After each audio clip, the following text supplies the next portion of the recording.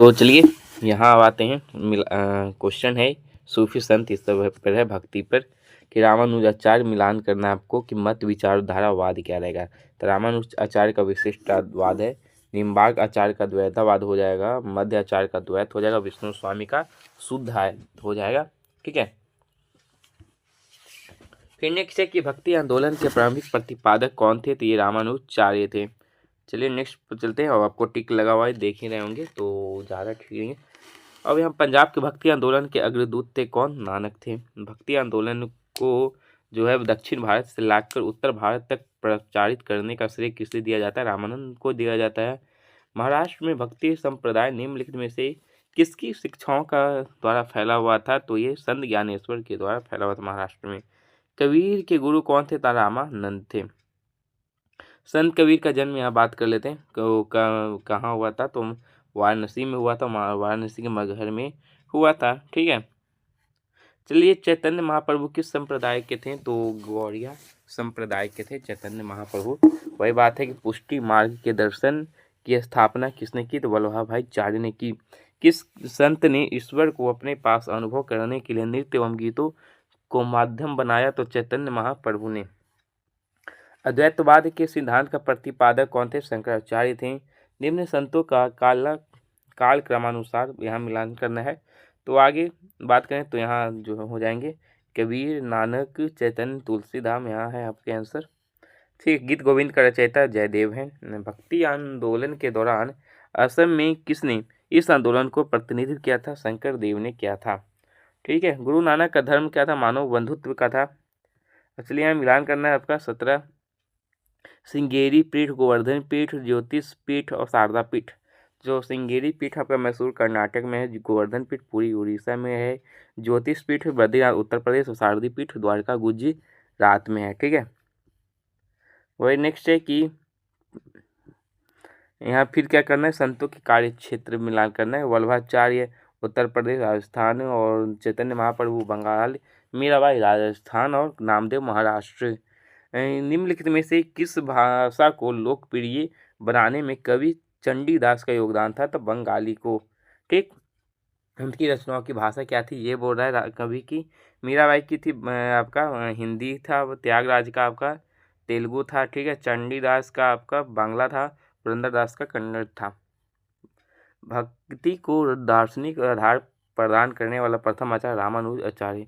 महापुरुषीय धर्म एक शरण संप्रदाय के संस्थापक शंकरदेव। शंकराचार्य का जन्म 788 ईस्वी में केरल के किस गांव में हुआ। कल्लाडी। ठीक है। सभी भक्ति संतों के मध्य एक सम्मान विशेषता थी कि उन्होंने अपनी वाणी को उसी भाषा में लिखे जिसे उनके भक्त समझते थे। भक्ति आंदोलन का प्रारंभ किया गया अलवार और नैनार संतों के द्वारा। रामानुज के अनुयायियों को कहा जाता है वैष्णव। ठीक है। आदि शंकर जो बाद में शंकराचार्य बने उनका जन्म हुआ था केरल में हुआ था। विजय का रचयिता कौन है। कबीर है। भक्ति रस कवित्री मीराबाई गुजराती शाही परिवार से संबंधित है जिनका विवाह राजपूत से हुआ। नेक्स्ट 30 पे बातें कि प्रसिद्ध भक्त कवित्री मीराबाई के पति का नाम था राजकुमार भोजराज। बुद्ध और मीराबाई के जीवन दर्शन में मुख्य साम्य था। संसार दुखपूर्ण है, ब्रह्मा सत्य है और जगत मिथ्या। यह किसकी उक्ति है। शंकराचार्य की है। निम्नलिखित में से किसे कुछ विचारकों ने प्रच्छन्न बौद्ध की संज्ञा दी। शंकराचार्य की। रामानुजाचार्य को किस कट्टर से मतलाम्बली चोर शासक के धमकी के कारण त्रिचलनापल्ली छोड़कर मैसूर जाना पड़ा। कुलोतुंग। रामानुजाचार्य को होयसल वंश के जैन धर्मावलंबी शासक विटिग को वैष्णव धर्मावलंबी बनाने में सफलता मिली। विष्णु धर्म। ठीक है। नेक्स्ट चलते हैं। तो यहाँ क्या है नेक्स्ट कि किसने भक्ति के क्षेत्र में शूद्रों को भगवत दर्शन व मोक्ष का अधिकार देकर उन्हें इस्लाम धर्म स्वीकार करने से रोका। तो रामानुजाचार्य ने। ठीक है। दक्षिण भारत का वह संत कौन था जिसने अपना अधिकांश जीवन उत्तर भारत में वृंदावन में बिताया। तो निम्बार्क आचार्य। महाराष्ट्र में विठोवा या विठल विष्णु का एक नाम है। आंदोलन का एक केंद्र था। तो पंढरपुर। चलिए नेक्स्ट पे यहाँ करते हैं बात की। वही नेक्स्ट है आपका कि किसने भगवद गीता पर भावार्थ दीपिका नाम से एक बृहद टीका मराठी में लिखे जिसे सामान्यतः ज्ञानेश्वरी के नाम से जाना जाता है? ज्ञानदेव। यदि संस्कृत देव भाषा है तो मेरी मातृभाषा मराठी दस्यु भाषा? यह उक्ति किसकी है? एकनाथ की है। भक्त तुकाराम कौन से मुगल सम्राट के समकालीन थे? जहांगीर के। निम्नलिखित में से कौन सा सही कलानुक्रम है? तो शंकराचार्य, रामानुज, चैतन्य। चलिए नेक्स्ट है कि निम्नलिखित में से किस भक्ति संत ने अपने संदेश के प्रचार के लिए सबसे पहले हिंदी का प्रयोग किया? रामानंद ने। ठीक है, व्यवसाय से क्या थे ये बोल रहा है, जैसे कि यह नामदेव जो थे आपका ये दर्जी थे। ठीक है, और वही कबीर के बाद कबीर आपकी जुलाहा थे, रविदास यहाँ आपके मोची थे, सेना आपके जो नाई थे। ठीक, चलिए अब ज़्यादा नहीं है। शिवाजी के आध्यात्मिक गुरु कौन थे? तो रामदास थे। दास बोध के रचयिता कौन है? रामदास हैं। जाति पाति पूछे न कोई, ये रामदास का ही लिखा हुआ है। पंक्तियां हैं। गुरु नानक का जन्म तलवंडी नानक को होता है 1469 में। सिख धर्म का संस्थापक गुरु नानक है। बंगाल और उड़ीसा में वैष्णववाद को लोकप्रिय बनाने का श्रेय चैतन्य को जाता है। चैतन्य महाप्रभु का जन्म हुआ था नदिया नवद्वीप में। उड़ीसा नरेश प्रताप रुद्र किस वैष्णव संत के शिष्य थे? तो चैतन्य के। निम्नलिखित में से गौरांग प्रभु भी कहा जाता है चैतन्य को। और वही बात करें कि यहाँ मिलान करना है कि पदावली और रचनाकार। तो पदावली के हैं विद्यापति और रामचरितमानस के हैं आपके तुलसीदास। सूरदास के आपके हो जाएंगे सूरसागर के सूरदास और बीजक के हो जाएंगे कबीर दास हो जाएंगे। आलसियों का मूल मंत्र यहाँ बोल रहा है, तो आलसियों का मूल मंत्र आपका मलुक दास है। महात्मा गांधी के प्रिय भजन वैष्णव जन तो तेने कहिए जो पीर पराई जाने के रचयिता कौन है? नरसिंह मेहता। नरसिंह मेहता प्रसिद्ध संत है, गुजरात के हैं। मुगल शासक मोहम्मद सारंगीरा किस संप्रदाय के अनुयायी थे? शिव नारायण के। असम का चैतन्य किसे कहा गया है? शंकर देव को कहा गया है। निम्नलिखित में से कौन भक्ति आंदोलन का प्रस्तावक नहीं था? तो नागार्जुन नहीं थे। ठीक है, तो आपका जो ये कंप्लीट हो गया। चलिए सूफी आंदोलन में आते हैं। भक्ति आंदोलन आप समझ गए होंगे।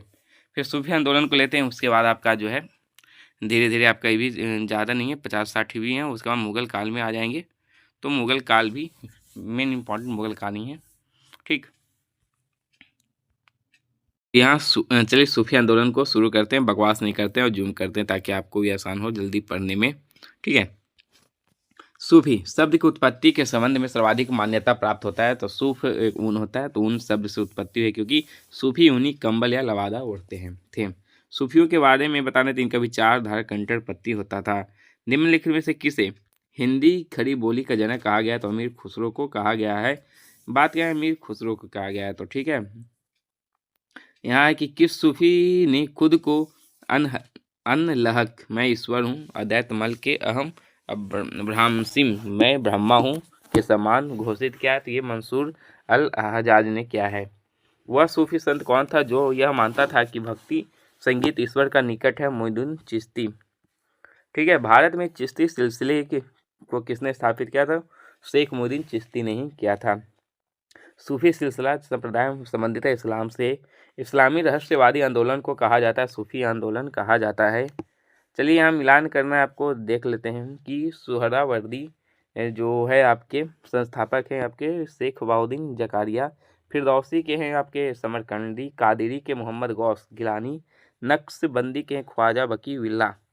ठीक है, चलिए यहाँ है कि भारत में किस सूफी सिलसिले को सर्वाधिक लोकप्रियता मिली है? चिश्ती को मिली है। फिरदौसी सिलसिले के सर्वप्रथम सूफी थे सरफुद्दीन अहमद इब्न मखदूम याहा मनेरी। दारसी को ने किस सूफी सिलसिले को अपनाया? तो कादरी को अपनाया। निम्न में से यहाँ बात करते हैं 13 की मिलान करना आपको सिर्फ से देखते हैं कि पीर शेख मुर्शिद इनके हैं। तो ये आपके हैं गुरु मार्गदर्शक, मुरीद हो शिष्य खलीफा। तो ये आगे सूफी संत का निवास स्थल है और खानका सूफी मत का अनुपालक। ठीक है, चिश्ती सिलसिला का नहीं है तो शेख बाउद्दीन जकारिया नहीं है। चिश्ती सिलसिले के किस सूफी को चिरागे देहलवी दिल्ली का दीपक कहा जाता है? तो वो शेख नसीरुद्दीन को। निम्नलिखित में से किस सुल्तान ने निजामुद्दीन औलिया ने भेंट करने से इनकार कर दिया? जलालुद्दीन फिरोज खिलजी को मना कर दिया था। निम्नलिखित में से सूफी सिलसिले में हो गया आपका संप्रदाय में कौन संगीत से विरुद्ध है के विरुद्ध था नक्शबंदी। दारसी को जो है ने किस शीर्षकों को उपनिषद का फारसी में अनुवाद किया? सीर अकबर। निम्नलिखित में से कौन सूफी थे? तो सूफी थे आपके निजामुद्दीन औलिया मुद्दीन चिश्ती थे, रहीम रस खान नहीं थे। सूफी कलाम जो एक प्रकार का भक्ति संगीत है, कश्मीर का है। सूफी संत ख्वाजा मुद्दीन चिश्ती किसके शासनकाल में राजस्थान आए थे? पृथ्वीराज चौहान थे उस समय। प्रसिद्ध सूफी सलीम चिश्ती रहते थे फतेहपुर सिकरी में रहते थे। ठीक है। वहदत उल सूद भारत के द्वैतवाद जैसा सिद्धांत का समर्थक सूफी, जिसे मुजाहिद धर्म सुधारक भी कहा जाता है, और जिसे मुगल बादशाह ने इस अरोस को गिरफ्तार कर लिया कि वे पाखंडी हैं और यह दावा करते हैं कि आध्यात्मिक क्षेत्रों में प्रथम 3 खलीफाओं में से भी आगे हैं। कौन था? तो शेख अहमद फारूक सरहिंदी। मध्यकालीन सूफियों में सबसे धनी सूफी कौन है? तो शेख बहाउद्दीन जकारिया। ठीक है, धनी है।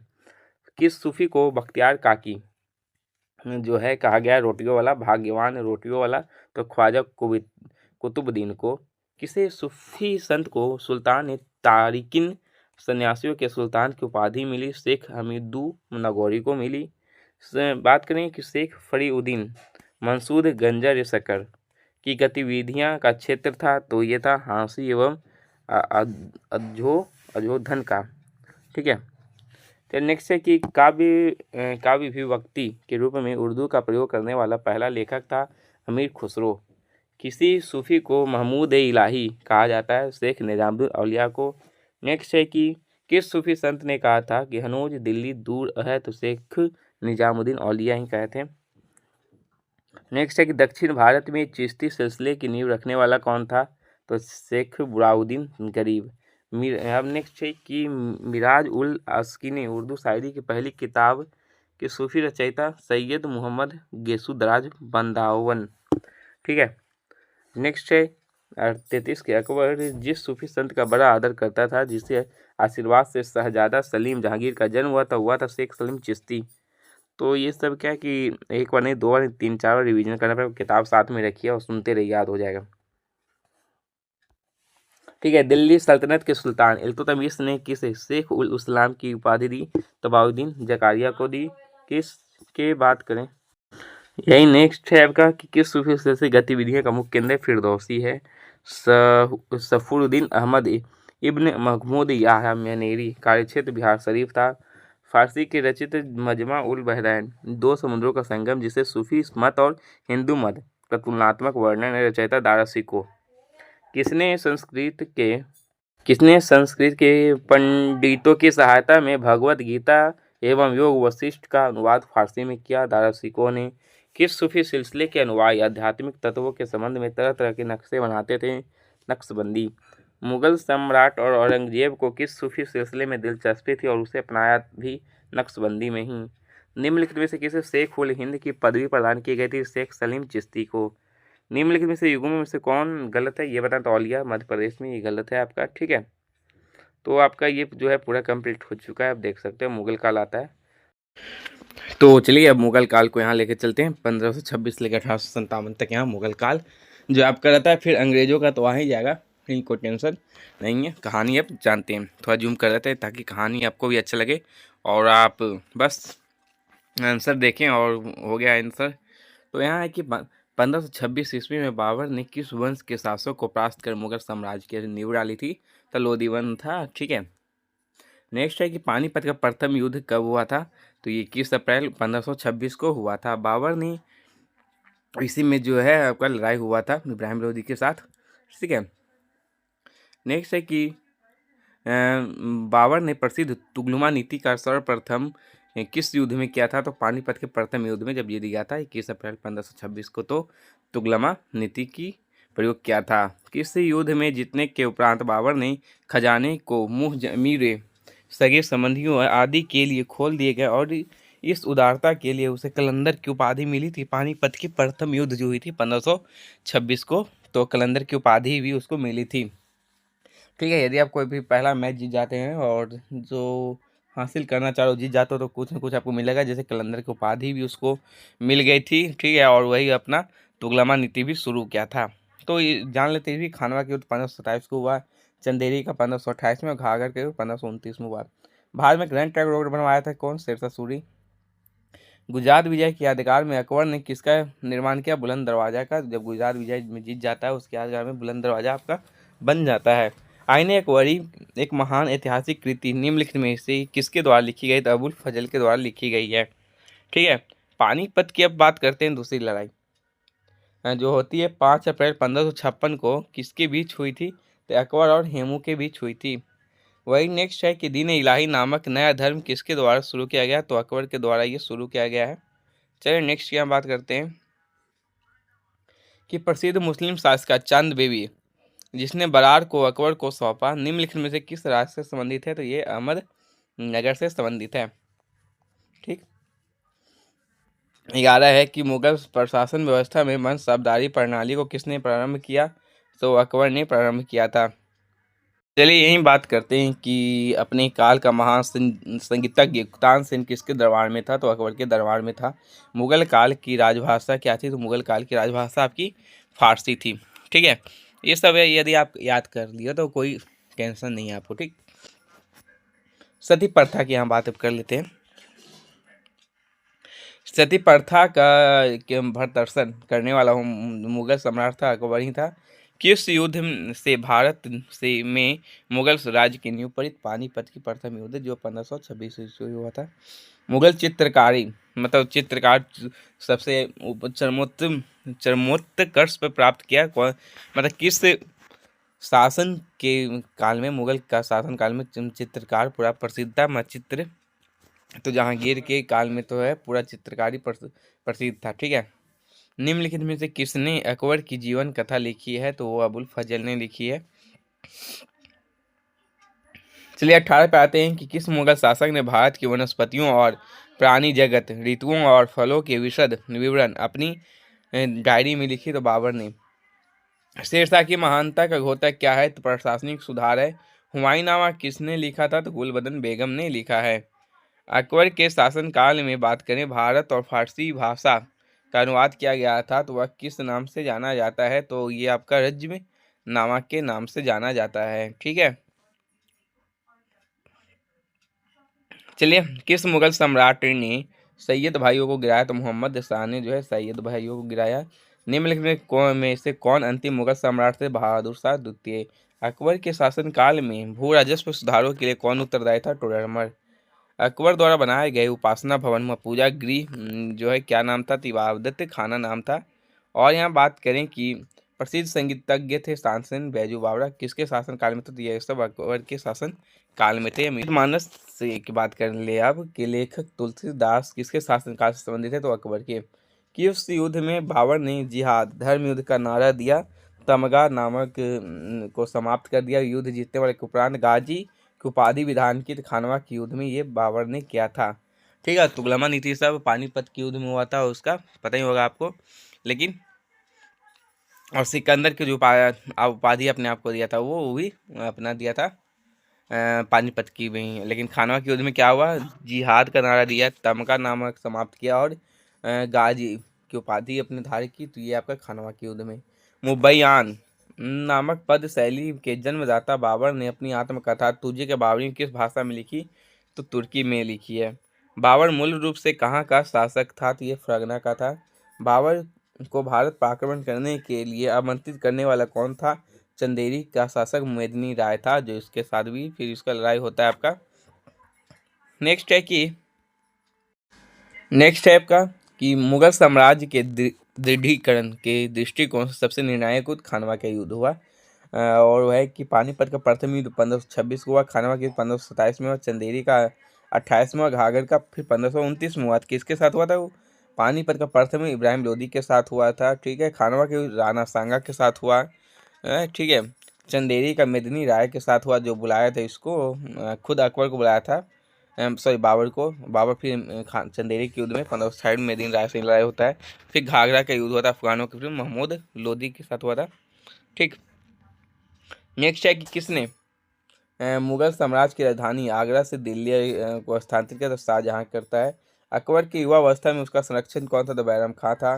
निम्नलिखित में से किस स्थान पर नादिर शाह ने चढ़ाई नहीं की थी? कन्नौज पे नहीं की थी। किसने ऐसे बाग बगीचे जिसमें बहता पानी हो के निर्माण की परंपरा की शुरुआत की? तो बाबर। निम्नलिखित में कौन सी आत्मकथा है? तो तुझे के बाबरी, बाबरनामा, ये सब आत्मकथा है। ठीक है। हुमायूं नामा यहाँ मिल क्या कर रहा है? सुमेलित तो नहीं है, तो हुमायूं नामा हुमायूं लेखक अच्छा नहीं है, ये आपको बोल रहा है, ये इसकी बेगम थी। तुझे के बाबरी बाबर है, तुझे के जहांगीर जहांगीर है, शाहजहानामा मोहम्मद सालेह है। ठीक। नेक्स्ट आते राजा बीरबल की उपाधि किसे दी गई? तो महेश दास को दी गई। औरंगजेब ने ज्यादा भवनों का निर्माण नहीं करवाया, उसे अपने शासनकाल में निरंतर युद्ध करने पड़े। औरंगजेब के किस मुगल शासक को 2 बार राज्याभिषेक हुआ? तो औरंगजेब का हुआ। ग्रैंड ट्रंक सड़क जोड़ती है कोलकाता व अमृतसर को जोड़ती है। वह बात करते हैं वर्ष 1526 में लड़ी गई पानीपत की पहली लड़ाई में बाबर से कौन पराजित हुआ? तो इब्राहिम लोदी पराजित हुआ। ठीक है। चलिए बात करते हैं यहाँ, वही है कि वर्ष 1526 में लड़ी गई पानीपत की पहली लड़ाई बाबर से कौन पराजित होता है? तो इब्राहिम लोदी होता है। शेरशाह सूरी का मकबरा कहाँ है? सासाराम में है। अकबर का राज्याभिषेक कहाँ पर हुआ? कालानौर में हुआ है। गुरु अर्जुन देव समकालीन थे जहांगीर के। नेक्स्ट है 48 कि किस राजदूत वंश ने अकबर के सामने समर्पण नहीं किया? तो सिसोदिया वंश ने। किस मुगल शासक को आलमगीर कहा जाता है? औरंगजेब को कहा जाता है। सम्राट अकबर द्वारा किसको जरी कलम की उपाधि जो है अलंकृत किया गया था? मोहम्मद हुसैन को। बाबर ने पहली बार पश्चिम से कहाँ को प्रवेश किया? पंजाब से किया था भारत में। हल्दी घाटी का युद्ध कब लड़ा गया? तो ये आपका 1576 में लड़ा गया है। फैजी निम्नलिखित में से किसके दरबार में रहा? तो अकबर के दरबार में रहा। किसके समय में मलिक मोहम्मद जायसी की पद्मावत की रचना की? शेरशाह की। किसने चौसा की लड़ाई 1539 में हुमायूं को पराजित किया था? तो शेरशाह ने जो है चौसा की लड़ाई लड़ी थी 1539 में हुमायूं के साथ। हुमायूं का मकबरा दिल्ली में है। किस मुगल शासक ने 2 बार शासन किया? यहाँ ये बताया जा रहा, तो हुमायूं ने किया। भारत में बीबी का मकबरा स्थित औरंगजेब में। फतेहपुर सिकरी स्थित लाल पत्थर से निर्मित शेख सलीम चिश्ती के मकबरे को किसने संगमरमर करवाया? तो जहांगीर ने। किस मुगल शासक को पहले आगरा में दफनाया गया, बाद में उसकी एक अफगान विधवा शौक को काबुल ले गई और वहीं एक बाग दफनाया? तो बाबर की कहानी है। ठीक है। चलते हैं नेक्स्ट कि किस मुगल शासक को उद्यानों उपवनों में अत्यंत अभिरुचि के कारण उपवनों का राजकुमार मालियों का मुकुट कहा गया है? तो ये बाबर को कहा गया है। कौन सा पहला मुगल शासक था जिसने कुषाण साम्राज्य के पतन के बाद भारतीय साम्राज्य में काबुल व कंधार को शामिल किया? तो बाबर ने किया है। चलिए नेक्स्ट, यही बात है किस युद्ध को जीतने के बाद शेर शाह ने दिल्ली में अफगान सत्ता की स्थापना की? तो बिलग्राम के युद्ध जो हुआ था उसको जीतने के बाद शेर शाह ने दिल्ली में अफगान सत्ता को स्थापित किया था। नेक्स्ट है कि निम्नलिखित में से भारतीय शासकों में से अकबर के समकालीन कौन थे? तो रानी दुर्गावती थे, अहिल्याबाई, राजा सवई सब नहीं थे, तो दुर्गावती थे। शाहजहां ने, यहाँ 65 है कि शाहजहां जो है निम्नलिखित में से किस शहर में मोती मस्जिद बनवाई? तो आगरा में बनवाई। किस मुगल बादशाह ने जाति जजिया नामक पुनः लगवाया? तो औरंगजेब ने लगवाया। अकबर के शासनकाल में अमल गुजार नामक अधिकारी का कार्य था भूमि राजस्व का मूल्यांकन और संग्रह करना। ठीक है। तो ये मुगल पूरा है, मुगल को आपको कंप्लीट कर देंगे। इससे पहले एक बन चुका है पार्ट 1, तो आप जाकर जरूर देखेंगे। ठीक। तो यहाँ नेक्स्ट है कि शिवाजी ने मुगलों को किस संधि के द्वारा किलों को स्थानांतरित किया था? तो पुरंदर की संधि। किस वर्ष बैसाखी के दिन 13 अप्रैल गुरु गोविंद सिंह ने खालसा पंथ की नींव डाली? तो 1699 में। निम्नलिखित में से कौन सा मुगल बादशाह पहले तो अंग्रेजों का कैदी रहा और बाद में जीवन पर्यंत मराठों को पेंशन भोगी रहा? तो शाह आलम द्वितीय। चलिए 71 है कि निम्न दक्षिण में निम्नलिखित में से किसके शासन में मुगल साम्राज्य तमिल राज्य राज्य क्षेत्र तक फैला? तो औरंगजेब की। मुगल सत्ता की पुनर्स्थापना हुमायूं ने कब की? तो 1555 से लेकर 1556 में की है। वही बात है 73 कि मुगल सत्ता की पुनर्स्थापना किस युद्ध में हुमायूं को मिली विजय के फलस्वरूप हुई? सरहिंद का युद्ध। किस मुगल बादशाह की मृत्यु दिन पिनाह पुस्तकालय की सीढ़ियों से गिरने से हुई? हुमायूं की। किस मुगल बादशाह के संदर्भ में व्यंग करते हुए लेनपुल ने लिखा कि वह जीवन भर ठोकरें खाता रहा और ठोकर खाकर ही उसका जीवन अंत हुआ? तो हुमायूं के बारे में कहा गया था, जो शेरशाह के साथ उसका लड़ाई हुआ था बेचारा का। मुगल प्रशासन में मुहत्सिब था कौन? लोक आचरण अधिकारी।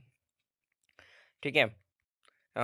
मुगल प्रशासन में मदद ए मांस इंगित करता है विद्वानों को दी जाने वाली राज्य स्वमुक्त अनुदान भूमि। नेक्स्ट है कि दस्ताना ए अमीर हंजा हमजा का चित्रांकन किसके द्वारा किया गया? तो अब्दुस समद के द्वारा किया गया। निम्नलिखित में से किस सुल्तान ने पहले हजरत ये आला की उपाधि अपनाई? तो शेरशाह सूरी ने। चलिए नेक्स्ट क्या बात करते हैं कि निम्नलिखित में से किस मुगल बादशाह को वजीर गाजी उद्दीन ने दिल्ली में दाखिल नहीं होने दिया? तो शाह आलम द्वितीय ने। मन मसनवी जो बाबर द्वारा मुस्लिम कानून के नियमों का संग्रह है, मुबाइन नाम है, औरंगजेब द्वारा चलाए। जिहाद का अर्थ क्या है? तो दारुल इस्लाम। दिल्ली के लाल किले का निर्माण किसने करवाया? तो शाहजहां ने करवाया है। वही 84 है कि हुमायूं द्वारा लड़े गए 4 प्रमुख युद्धों तथा तिथि अनुसार सही क्रम में अंकित करना है। तो आगे दौरा हुआ, फिर चौसा का युद्ध, कन्नौज का मतलब कन्नौज जिसको बिलग्राम युद्ध कहते हैं, फिर सरीन का युद्ध हुआ है। नेक्स्ट यहाँ बात करते हैं निम्नलिखित में से किस इतिहासकार ने शाहजहां के शासनकाल को मुगल काल का स्वर्णयुग कहा? तो वो कहते A.L. श्रीवास्तव जी ने बोला था शाहजहां के शासनकाल को मुगल काल का स्वर्ण युग। पटना को प्रांतीय राजधानी बनाया शेरशाह ने। मयूर सिंहासन तख्त ताउस पर बैठने का अंतिम मुगल बादशाह कौन था? मोहम्मद शाह रंगीला। ठीक है, चलिए 88 पे आते हैं। और मुगल बादशाह से बहुत प्रश्न आते हैं, आपको बता देते हैं पहले ही। तो कम से कम ये जो है क्वेश्चन आपका 200 से ऊपर ही रहा होगा, क्योंकि ये आप बहुत ज़रूरी है। मुगल बादशाह ये बहुत देख रहे हैं आप 217, तो बहुत ज़रूरी है। इसी को भी ये याद हो गया तो सब आपका कंप्लीट ही हो जाता है, फिर ज़्यादा कुछ नहीं रहता, 50-60 क्वेश्चन रहते हैं। तो चलिए नेक्स्ट है 88 पे आते हैं, क्योंकि 87 आपके इससे पहले आप करवा दिए थे। 88 क्या बोल रहा है कि पानीपत के युद्ध में बाबर की जीत हुई, मुख्य क्या कारण था? तो उसकी सैन्य कुशलता। जाब्ती प्रणाली किसकी उपज है? शेरशाह की। जवाबित का संबंध किससे है? तो राज्य कानून से है। ठीक है, ईरान के शाह और मुगल शासकों के बीच झगड़े की जड़ क्या थी? तो कंधार। मुमताज महल के असली नाम क्या था? तो अर्जुमंद बागो बेगम। ठीक है, किस मुगल बादशाह को जिंदा पीर कहा जाता है? औरंगजेब को कहा जाता है। अकबर द्वारा बनाई गई कौन सी इमारत का नक्शा जो है बौद्ध विहार की तरह है? दीवाने खास। अंतिम मुगल बादशाह बहादुर शाह जफर था, उनके पिता का क्या नाम था? तो अकबर शाह द्वितीय। अकबर के सर्वप्रथम वैवाहिक संबंध राजपूतों के जिस गृह से स्थापित किए हुआ था? कछवाहों से। ठीक है, औरंगजेब ने दक्षिण में जिन 2 राज्यों को विजित किया था वे थे बीजापुर एवं गोलकुंडा। निम्नलिखित में से मुगल बादशाहों में किसने अपनी आत्मकथा फारसी में लिखी? जहांगीर ने। मुगलों ने नवरोज या नैरोज का त्यौहार लिया, मंगोलों से लिया। नेक्स्ट है कि कौन सा मकबरा द्वितीय ताजमहल कहलाता है? तो वो आपका रबिया उद दरौनी का मकबरा या बीवी का मकबरा जो है ये आपका द्वितीय ताजमहल कहलाता है। किस बादशाह के अंतर्गत मुगल सेना ने सर्वाधिक हिंदू सेना पाए थे? तो औरंगजेब के। किस इतिहासकार ने अकबर द्वारा प्रतिपादित दीन इलाही को एक धर्म कहा? अबुल फजल ने कहा। अनवार ए सुहेली ग्रंथ किसका अनुवाद है? तो पंचतंत्र का अनुवाद है। ठीक है, चलिए नेक्स्ट क्या बात करते हैं। तो यहाँ है कि जहांगीर के दरबार में पक्षियों का सबसे बड़ा चित्रकार कौन था? तो मंसूर। निम्न में से किसने मुगल काल में ऐतिहासिक विवरण लिखा है? तो गुलबदन बेगम ने। अकबर द्वारा अपनाई गई 16 कुल की अवधारणा निम्नलिखित में से किस पर आधारित है? तो ये आपका राजनीतिक उदारता, धार्मिक सहनशीलता, उदारवादी सांस्कृतिक दृष्टिकोण पर। प्रसिद्ध संगीतज्ञ तानसेन का मकबरा स्थित है, ग्वालियर में स्थित है। गुलबदन बेगम पुत्री थी बाबर की। मुगल प्रशासन में जिले को किस नाम से जाना जाता था? सरकार के नाम से। किस सिख गुरु की मृत्यु के लिए औरंगजेब जिम्मेदार है? तो गुरु तेग बहादुर जो है भारत के मुगल शासक बनने पर जहीउद्दीन मोहम्मद ने बाबर का नाम रखा था। वही है कि अकबर के काल में महाभारत का फारसी अनुवाद किसने किया था? फैजी ने।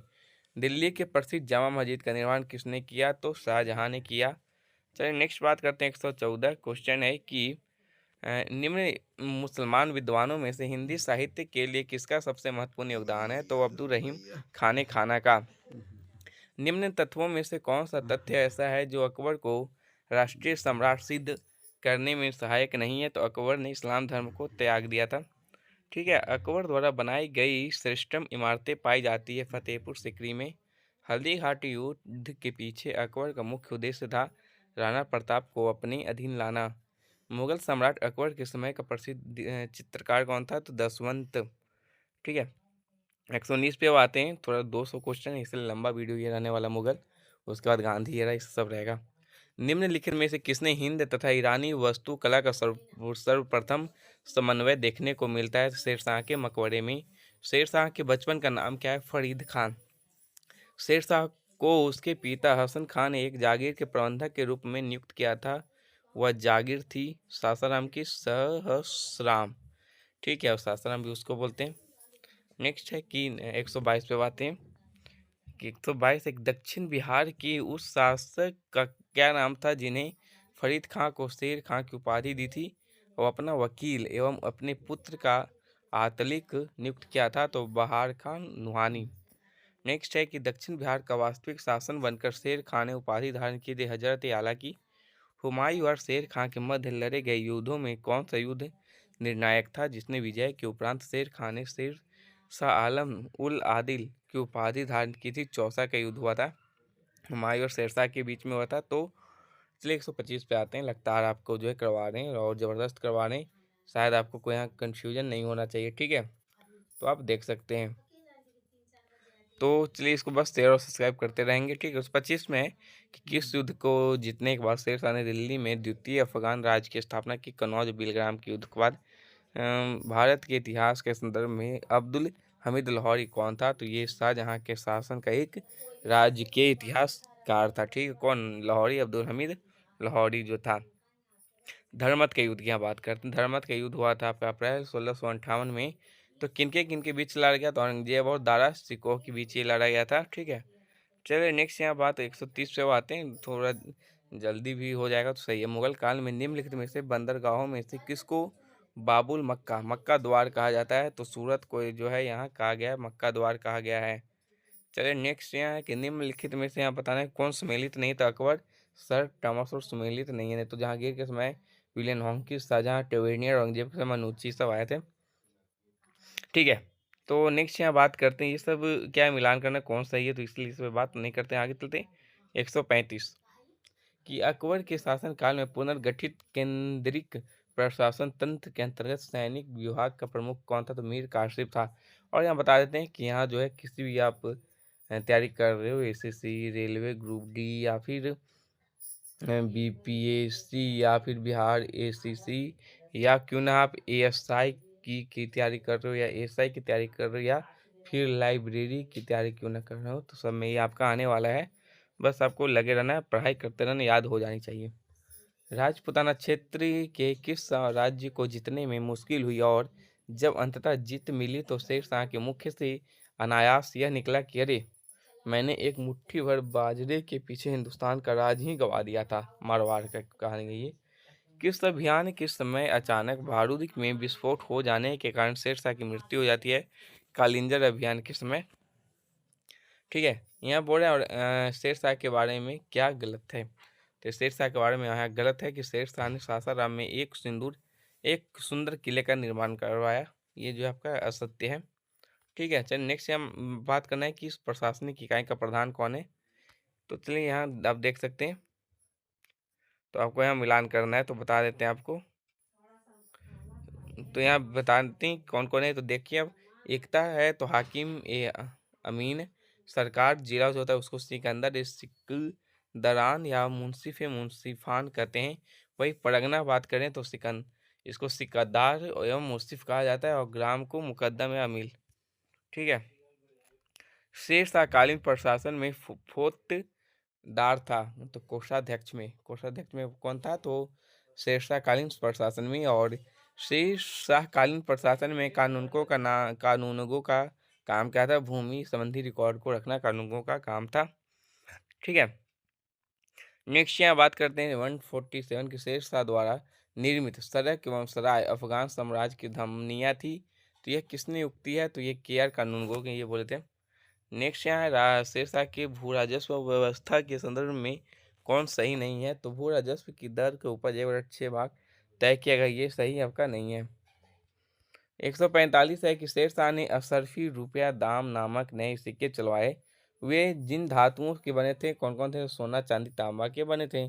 दिल्ली का पुराना किला किसके द्वारा बनाया गया? तो शेरशाह के द्वारा बनाया गया। उमरकोट के राजा विरसाल के महल में किन मुगल बादशाह का जन्म हुआ? तो अकबर का यहाँ जन्म होता है। हमीदा बानो बेगम थी, तो अकबर की माता का नाम है हमीदा बानो बेगम। अकबर के संरक्षक बैरम खां का पतन कब हुआ, तो वो हुआ बैरम खां का। यहाँ बात करें पतन की, तो वो कब हुआ, तो ये होता है आपका